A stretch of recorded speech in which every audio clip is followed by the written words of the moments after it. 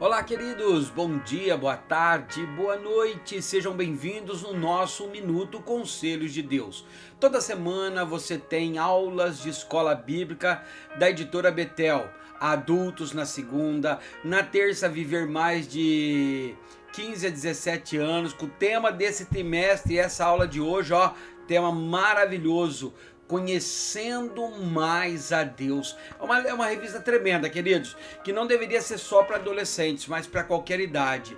Também na quarta nós temos jovens conectar mais com um tema maravilhoso também, para quem quer se aprofundar mais aí, a carta aos Romanos. Olha, a salvação mediante a fé.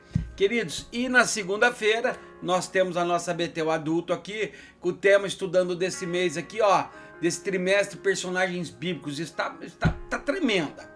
Mas se você gostar da aula, não esqueça de me ajudar, compartilha, curta, comenta, manda pro grupo da tua igreja, pros teus amigos, pra tua família. Fala assim, olha, aguenta um pouquinho, tem um cara ali, não é tão bonito não, mas vai lá, Deus usa ele para falar aos nossos corações. Eu creio que você tem grandes coisas aí hoje, para que Deus possa falar ao teu coração. Vamos começar então fazendo uma oração? Querido Deus, maravilhoso Pai, obrigado, Senhor, por tudo que Tu tem feito na minha vida. Obrigado por essas aulas maravilhosas, Pai, aonde o Teu Espírito Santo tem me ensinado, Senhor, aonde o Teu Espírito Santo tem me capacitado a aprender cada dia mais de Ti, Deus. Ajude-nos, Senhor, Deus meu, que esse canal consiga ter mais e mais visualizações, mais pessoas, Senhor, para poder junto comigo debater a palavra, aprender a palavra, crescer na graça e no conhecimento. Senhor, perdoe meus pecados, perdoe as nossas fraquezas, fique conosco, segure em nossas mãos e vamos juntos nessa caminhada de hoje, em nome de Jesus, amém e amém. Vamos lá então, queridos, uma aula maravilhosa para todos, com o Espírito Santo na frente. Deixa eu já pegar aqui. Então a revista que nós vamos estudar hoje é Viver Mais, que vai de 15 a 17 anos, é adolescentes, né? Com o tema desse trimestre fabuloso, Conhecendo Mais a Deus. Lembrando que hoje é a lição de número 6, Deus conosco. Nós já vimos um maravilhoso conhecimento de Deus, nós já vimos a pergunta se Deus existe, nós já vimos a outra pergunta, são três ou é um, ou seja, um estudo aprofundado sobre a Trindade. Nós já vimos Deus é santidade, amor e justiça, esses três atributos que Ele compartilha conosco por ser imagem e semelhança dEle. Como nós já vimos também a grandeza de Deus, aonde nós estudamos com atributos que é exclusivo de Deus, não a mim nem a ti, a onipotência, a onipresença, onipotência, presença e onisciência, a eternidade, que é um atributo de Deus. Então nós já vimos isso e hoje nós vamos estudar Deus conosco. Vem comigo, vamos para essa aula maravilhosa. Então lá é a lição 6, o tema é Deus conosco. A base bíblica está em Lucas capítulo 1, do versículo 26 ao 35 e João capítulo 1, do 1 ao 18. Como são dois textos um pouco longos, queridos, não tem nem espaço para que eu coloque aqui nessa tela e eu não quero perder tanto tempo, porque tem muitas pessoas que não querem ficar tanto tempo esperando ou assistindo essas aulas. Eu gostaria que você fizesse aquele meu pedido de sempre. Se você é um aluno obediente aí, se você coopera comigo essas aulas, dê uma pausa agora, pegue a sua Bíblia, leia, grife, marque, escreve na tua revista o que mais te chamou a atenção. Essa base bíblica é pouco, é Lucas, do 26 ao 35 são 9, e depois do 1, o João 1, do 1 ao 18, textos profundos que vai nos ajudar a entender essa lição de hoje. Consegue fazer isso? Dá uma pausa? Então vamos lá, 3, 2, 1, pausa. Voltou? Já deu a pausa, despausou e vamos lá então agora. O versículo chave, inclusive, está dentro da base bíblica, em João capítulo 1, versículo 18, vai dizer assim, Deus nunca foi visto por homem. O Filho unigênito, o único, que está no seio do Pai, este o fez conhecer.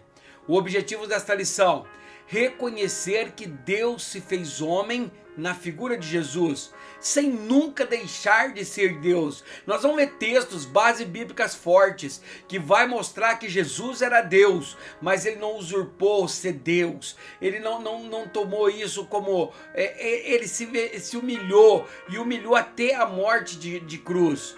Olha o ponto de partida para vocês, professores, que possam ajudar na aula. Nesta lição, abordaremos um dos mais belos relatos do Novo Testamento, o nascimento de Jesus. 700 anos antes de se concretizar, tal fato já havia sido profetizado por Isaías. Olha só que interessante, 700 anos antes do nascimento de Jesus, Isaías já havia profetizado. Olha lá, Isaías 7,14, ele já profetizando, ó: por isso o Senhor mesmo lhe dará um sinal. E qual será o sinal? A Virgem Maria, ficará grávida e dará à luz a um filho, e o chamará Emanuel, Deus conosco. Então 700 anos antes, Isaías já estava profetizando. Por isso que o livro de Isaías também é considerado como um livro messiânico. É um livro que começa a falar do Messias, da vinda do Messias. Capítulo 53, lindo, fortíssimo. Se você puder ler para os teus alunos, é muito lindo, vai caracterizar a crucificação de Jesus 700 anos antes de acontecer. Tudo se cumpriu e a humanidade conheceu o Emanuel, termo hebraico que significa Deus conosco. Conforme os evangelhos de Mateus e de Lucas, a concepção do menino se deu sem intervenção de um pai humano, mas com resultado direto da concepção pelo Espírito Santo, que originou a revelação máxima de Deus, Jesus Cristo. Olha lá, Mateus 1,18. Foi assim o nascimento de Jesus Cristo. Maria, sua mãe, estava prometida em casamento a José, mas, porém, antes de que se unissem, antes de ter tido relação sexual, antes de ter deitado um com o outro, achou-se grávida pelo Espírito Santo. Olha, foi um fato sobrenatural. Nós já vimos essas histórias de Jesus várias e várias vezes. Deus se encarnou através de Maria, veio através do bebê dela, grávida pelo Espírito Santo, não teve relações com José. Embora tenha assumido a forma humana para cumprir os propósitos do Pai, Jesus nunca deixou de ser Deus. Introdução. A plenitude de Deus não se restringe ao Pai, o Criador. O nosso Deus é trino, ou seja, três pessoas diferentes compartilham da mesma natureza. Nas duas últimas lições, conhecemos as características que se aplicam igualmente às três pessoas da Trindade. Ou seja, deixa eu já pegar um marca-texto aqui, né? Nas lições anteriores, principalmente acho que a lição 3, se não me falha a memória, nós estudamos muito sobre a Trindade. O que é a Trindade? O Deus Pai, o Deus Filho e o Deus Espírito Santo unidos em um só Deus. Nós não servimos três deuses, não são três deuses, é um Deus trino que se reparte em três pessoas. Lembra, até na alegoria ele fala muito sobre a água pode ser encontrada em três estados: sólido, líquido e gasoso. Eu ainda dei o exemplo de que eu aprendi como se fosse o sol, o globo. Deus Todo-Poderoso é o globo, sol. Jesus é a luz que brilha e o Espírito Santo é o calor que aquece. Mas se eu tirar uma dessas partes, não se torna mais o nosso Deus. Assim é a Trindade. Nessa lição vamos alcançar um pouco mais no conhecimento de Deus, estudando a segunda pessoa da Trindade, Jesus Cristo. O Deus que se tornou homem e habitou entre nós. Isso mesmo, o Deus Filho veio ao mundo em forma humana. Seu nascimento foi um marco singular na história da humanidade, pois veio ao mundo através de uma virgem, Maria. Como é possível isso acontecer? Lucas 1,37 vai dizer o quê? Haveria algo impossível para Deus? Para mim e para você, querido, talvez seja difícil de entender. Mas nós servimos a Deus não porque nós temos que entender todos os argumentos, mas porque nós temos fé para saber que Deus é o Deus impossível. Ele conta-se a história bíblica, nós já vimos isso, que Deus, para salvar a humanidade, precisava que seu filho viesse na terra. E só que ele não podia ele não podia nascer homem, ele tinha que vir em forma de homem. Ele continuaria sendo homem, mas continuaria sendo Deus. Então o Espírito Santo vai, sobe, cobre Maria, Maria engravida, virgem ainda de nunca ter se deitado com homem nenhum. Depois disso ela é mãe, então ela não morreu virgem depois. A Bíblia vai citar que Jesus tinha irmãos e irmãs, tá? Mas nós temos que entender que nós vamos estudar hoje mais a segunda pessoa da Trindade, Jesus Cristo. Para isso nós temos que entender todos os fatos, para eliminar todas as dúvidas. Começando com o tópico primeiro, a gravidez virginal. Ou seja, Maria gerou Jesus. Nós temos que entender isso. Desde o princípio, Deus estabeleceu o ato sexual entre o homem e a mulher para que a concepção acontecesse, ou seja, lá no paraíso, lá com Adão e Eva, Deus já havia concebido isso, Deus já havia instruído, por isso que o órgão masculino é totalmente diferente do órgão feminino, eles precisam se encaixar para que haja continuação da vida. Por isso que a palavra de Deus é contra atos de pessoas do mesmo sexo. Um órgão masculino não foi feito para entrar no outro órgão masculino, muito menos para penetrar em órgão aonde elimina a sujeira do corpo. Mas o órgão masculino, ele foi feito no formato perfeito para que ele entre dentro do órgão feminino, se encaixando e se tornando. Então, desde o começo de tudo, Deus já havia estabelecido a criação do homem e da mulher com órgãos diferentes para se conectar e formar, como se fosse um quebra-cabeça.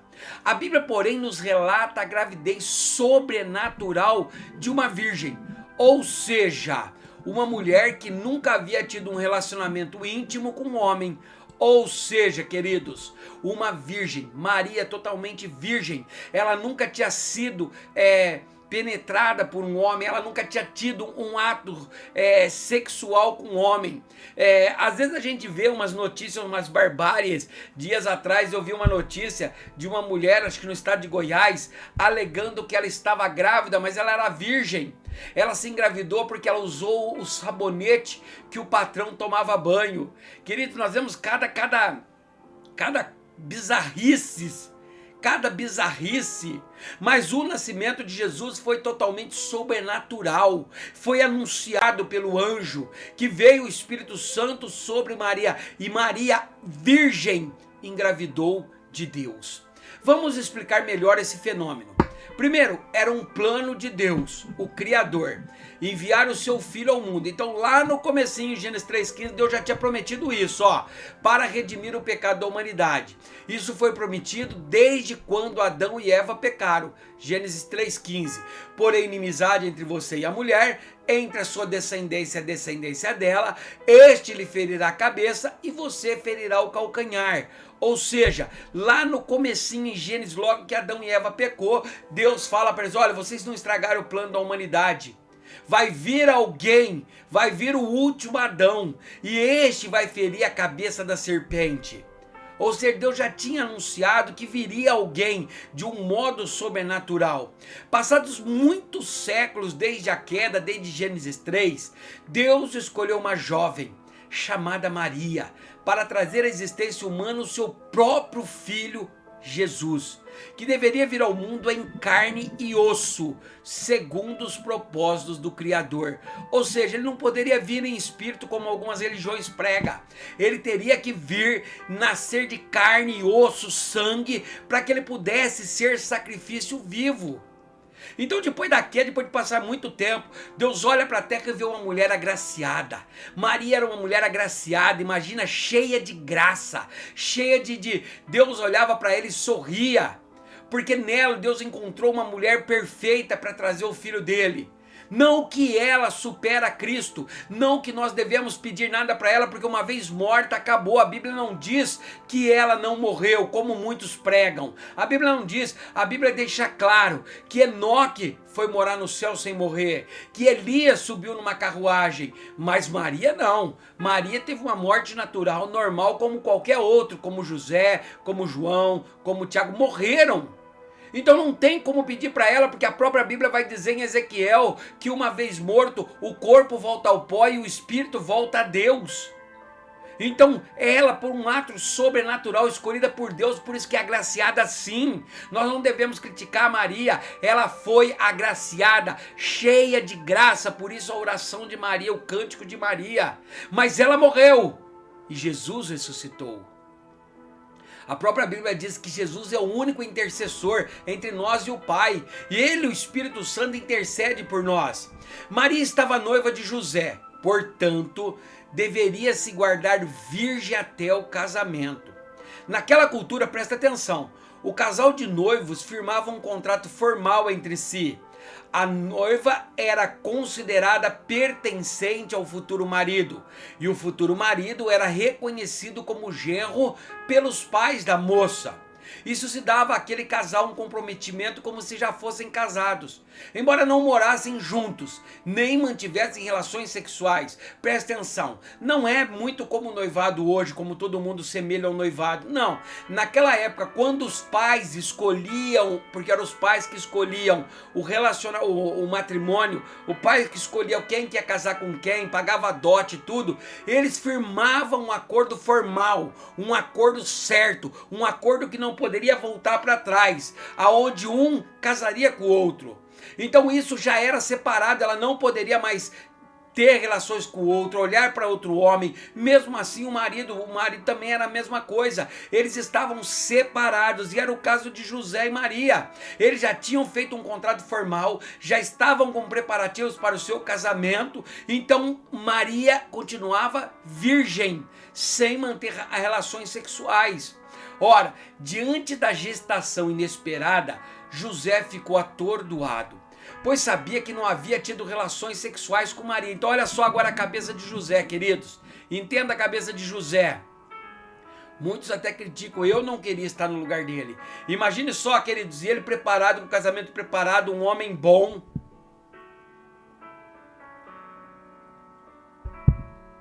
Ele chega e descobre que Maria está grávida. Ele tinha um acordo com Maria.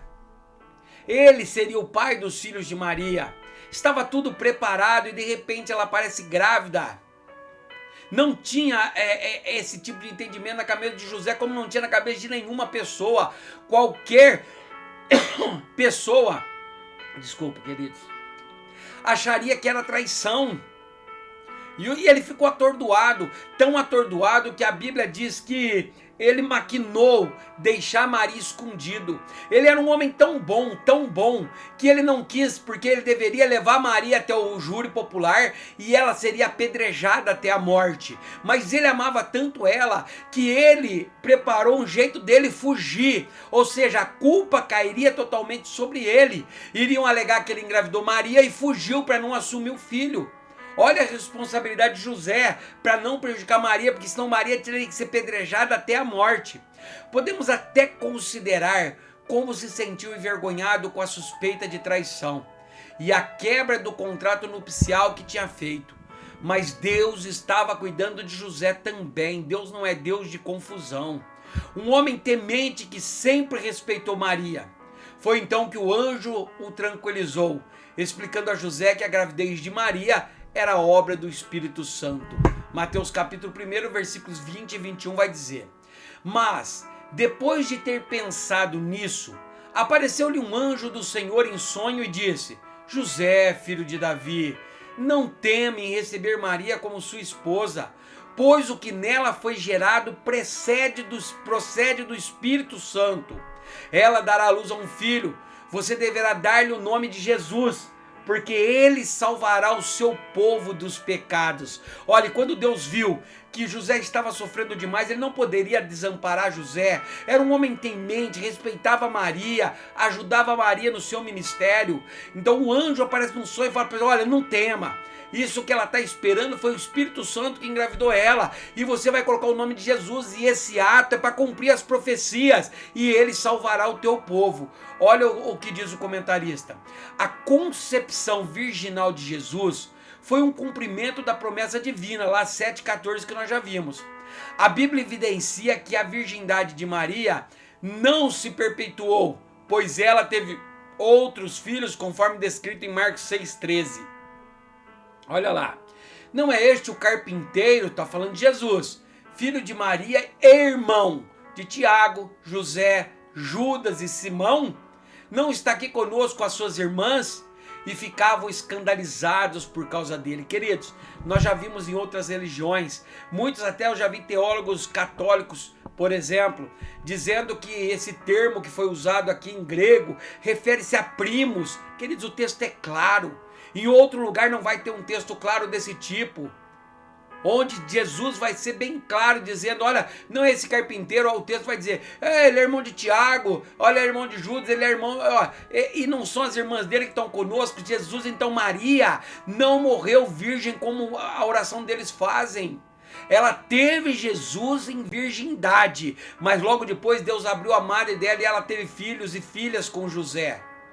Entendido o tópico 1? Entendeu como foi a gravidez virginal de Maria? Alguma dúvida? Se tiver, coloque nos comentários. Se não tiver, também me ajude, curtindo, comentando, compartilhando, eu preciso de você. Ei, se você ainda não é inscrito no canal, me ajuda aí, tá quase 2.000 inscritos. Dá uma forcinha pra mim. Tópico 2, o nascimento de Jesus. Agora, como foi o nascimento de Cristo? A gestação da jovem Maria transcorreu normalmente e o parto aconteceu dentro de uma estrebaria. Embora o nascimento de Jesus em si não tenha apresentado nada de extraordinário, todos os fatos que cercaram o episódio foram uma confirmação de sua divindade. Ou seja, entenda, o nascimento de Jesus não foi algo sobrenatural, aonde os anjos desceram, fizeram o parto, fizeram a cesárea de Maria, não foi tocando na barriga dela que Jesus já pulou para fora, não, ela teve um nascimento normal. Jesus tinha que vir como homem. O nascimento foi normal, foi cercado de atos de sua divindade. A estrela, os 3 reis magos, os anjos cantando, foi cercado de confirmações da sua divindade. Mas o nascimento, o parto, foi normal como qualquer ser humano. Como não havia nenhuma hospedaria disponível, José e Maria se abrigaram em uma estrebaria, um curral, local onde ficavam os animais, pois Maria já estava em trabalho de parto e Jesus ali nasceu.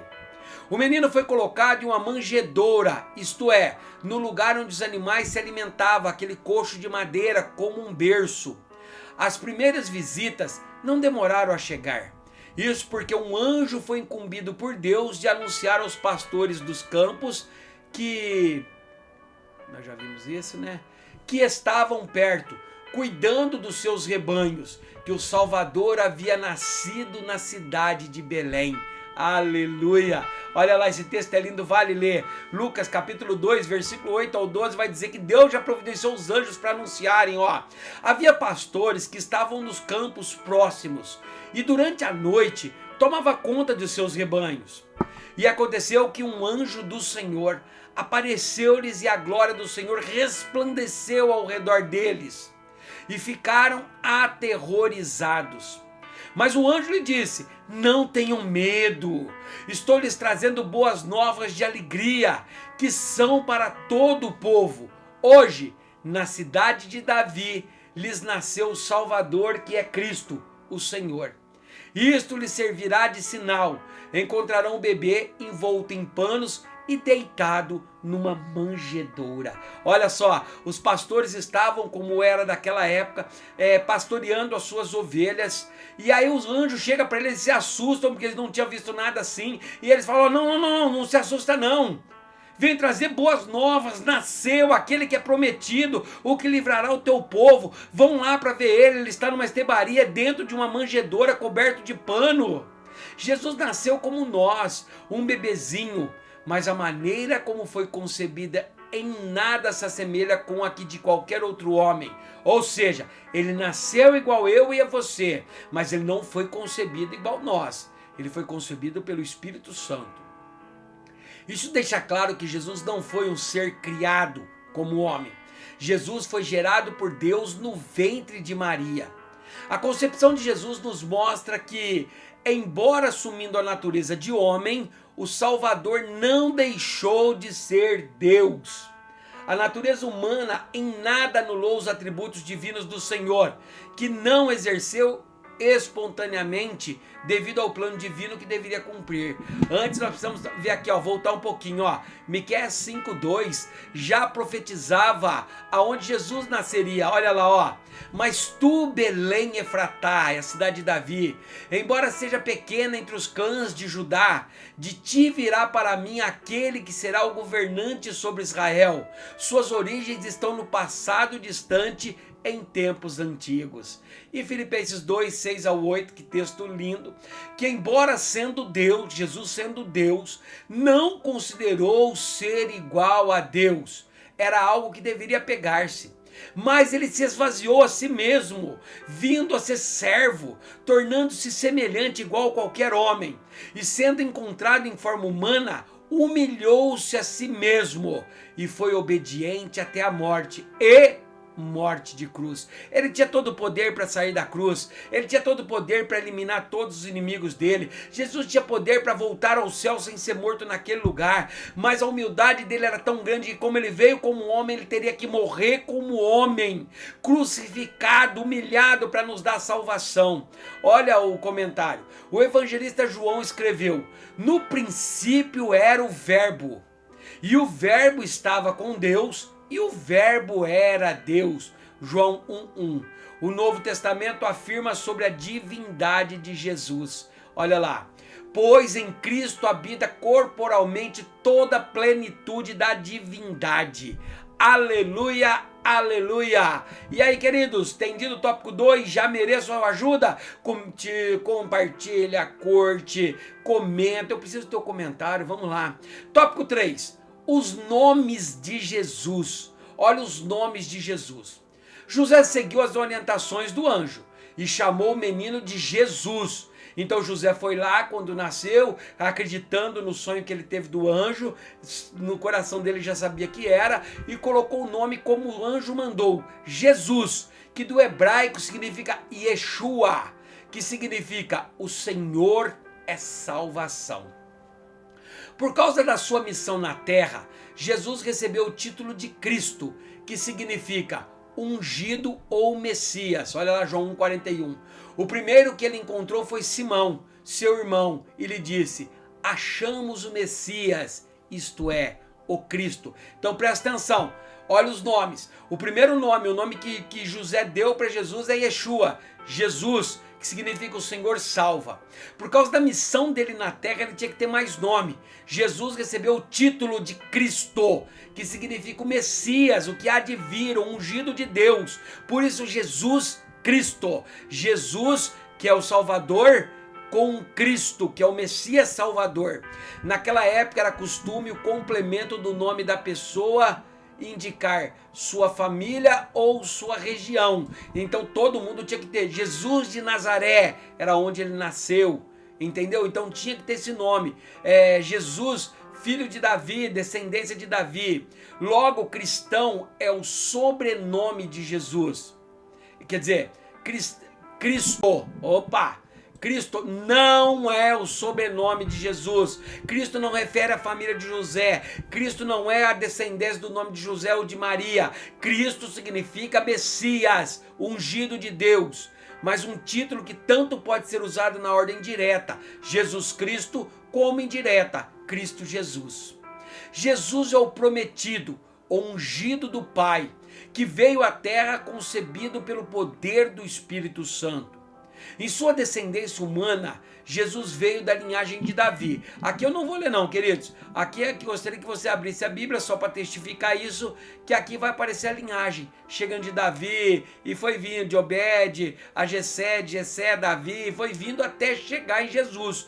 Por isso vemos durante o seu ministério terreno, as pessoas chamarem ao filho de Davi e Jesus responder, Marcos 10, 47. Quando ouviu que era Jesus de Nazaré, começou a gritar, Jesus, filho de Davi, tem misericórdia de mim. Justamente por causa disso, querido, da árvore genealógica, da origem, do sobrenome filho de Davi, remetendo a descendência humana de Jesus. Há cerca de 300 títulos e designações na Bíblia que se refere à gloriosa pessoa de Jesus. Olha só. Resumindo, Senhor se refere à divindade. Jesus se refere à humanidade. Cristo se refere ao ofício do sumo sacerdote, rei e profeta. Sem esquecer que Jesus é o Messias prometido. O profeta Isaías revelou séculos antes do nascimento de Jesus que uma virgem daria à luz a um filho que se chamaria Emanuel, que significa Deus conosco. Esse nome indica que, mesmo sendo Deus, Jesus participaria plenamente da natureza humana e habitaria entre nós. João 1,14. Texto lindo lá de Isaías, lembra acho que 1,7. Maravilhoso, conselheiro, Deus forte, Pai da eternidade, príncipe da paz. São vários e vários nomes referindo ao nosso Jesus Cristo, ou Cristo Jesus, ou Senhor Jesus. Amém? Feito tópico 3, vamos lá para o tópico 4 e a conclusão. E aí, estão gostando da aula? Estão conseguindo entender? Hoje estudando sobre a pessoa de Jesus Cristo, a segunda pessoa da Trindade. Alguma dúvida? Se estiver, coloque no comentário. 4, o Filho do Homem. Nós vimos o Filho de Deus, agora nós vamos ver o Filho do Homem. A expressão Filho do Homem é usada 88 vezes no Novo Testamento. Sempre com iniciais maiúscula, ou seja, referindo a um filho maior. Isso confirma a humanidade de Jesus e ao mesmo tempo coloca como agente da profecia de Daniel. Olha lá, Daniel 7, 13, 14 vai dizer assim, ó: na minha visão à noite, vi alguém semelhante a um filho de um homem, vindo com as nuvens do céu. Ele se aproximou do ancião e foi conduzido à sua presença. A ele foram dadas autoridade, glória e reino. Todos os povos, nações e homens de todas as línguas o adoraram. Seu domínio é um domínio eterno que não acabará e o seu reino jamais será destruído. E tentam destruir o reino do Filho do Homem até hoje. Impossível, de reino em reino, Deus é o Pai da eternidade. A natureza humana de Jesus teve um caráter de humilhação e se iniciou no ventre de uma mulher simples e piedosa. Jesus nasceu em uma estrebaria e ainda menino sofreu perseguições que levaram sua família a se refugiar no Egito. Lembra? Herodes, querendo acabar com tudo, manda matar as crianças de 2 anos abaixo. O anjo aparece para José e manda ele fugir para o Egito. E então ele tem que se esconder desde pequeno. Jesus já era perseguido. Mais tarde eles foram morar em Nazaré, uma cidade bem simples. E assim o Messias não recebeu nenhuma educação privilegiada. Por ser totalmente homem, Jesus sentiu dor, tristeza, alegria, fome, sede, cansaço como qualquer outro ser humano. Hebreus 2,17 vai dizer: tu a fizestes pouco menor do que os anjos e o coroaste de glória e de honra. Olha só, então Jesus sentiu como qualquer outro homem. Jesus chorou na morte de Lázaro. Jesus dormiu cansado no barco. Jesus teve sede na cruz do Calvário. Todos os sentimentos do ser humano Jesus teve. Jesus acordou bravo um dia e manda a figueira secar e chuta os camelôs, os que vendiam dentro do templo. Jesus também era homem, ele era 100% Deus, mas 100% homem. Todos os sentimentos que eu e você sentimos, Jesus sentiu. Jesus também foi tentado, porém diferente dos outros seres humanos, ele jamais pecou. E ele simplesmente deu exemplo, queridos. Qual o exemplo? Que é possível não pecar. Jesus era homem, Jesus estava ali disposto a não pecar, mesmo com tudo que Satanás colocava na frente dele. Ele com fome, Satanás mandando ele transformar em pedra em pão, mandando ele saltar de cima do pináculo. Ele tinha todas as condições para fazer tudo isso, mas ele não pecou. Significa que se nós quisermos e formos cheios do Espírito Santo, nós lutaremos contra o pecado. Em sua caminhada terrena, Jesus nunca deixou de ser Deus, mas também nunca deixou de ser homem. O Senhor habitou cerca de 33 anos na terra, sendo o seu ministério público exercido apenas nos 3 últimos anos de sua vida. Ou seja, Jesus teve uma infância normal, Jesus teve um crescimento, Jesus ajudou teu pai na marcenaria, Jesus estudava com qualquer outra criança. O ministério de Jesus só durou 3 anos, Jesus viveu 33 anos, só 3 anos que ele exerceu o ministério. Jesus cumpriu o propósito divino com excelência, mudando a história da humanidade. Jesus é 100% Deus e foi 100% homem. Por isso ele é capaz de entender as nossas lutas e fraquezas e de ao mesmo tempo nos tratar com misericórdia. Por isso, queridos, que hoje nós temos um Deus cheio de graça. Nós temos o Deus no Velho Testamento que não tinha ainda se passado como homem, não tinha vivido os sentimentos humanos, então era um Deus que matava, que destruía, era um Deus de justiça e justiça severa. Mas quando Jesus veio e ficou sendo 100% homem e sentiu as nossas deficiências, através das suas misericórdias ele nos tornou advogado e protetor nosso. Amém, queridos? Entendeu essa lição maravilhosa até o 4º e último tópico? Vamos concluir. É um grande privilégio saber que Deus deixou toda a sua glória para se tornar um de nós. Jesus foi a expressão máxima da revelação do Pai, com quem compartilhou a mesma natureza. Em sua forma humana, Jesus permitiu que as pessoas vissem e tocassem e ouvissem Deus. Hoje, nós não temos a presença física do Filho de Deus, que está à direita do Deus Pai, mas Jesus continua sendo o nosso Emanuel, o Deus conosco sempre. Amém, amém e amém. Entenderam a lição, queridos? Olha a próxima lição, vai ser uma continuação dessa, a 7. Quem é Jesus? Nós só vamos ver isso. Nós já vimos se Deus existe, quem é a Trindade. Agora nós vamos estudar mais quem é Jesus. Base bíblica vai estar em Marcos capítulo 8, versículos 27 ao 29. O texto-chave, o versículo-chave vai estar em Mateus 16, que vai dizer assim, ó: Tu és o Cristo, o Filho do Deus vivo.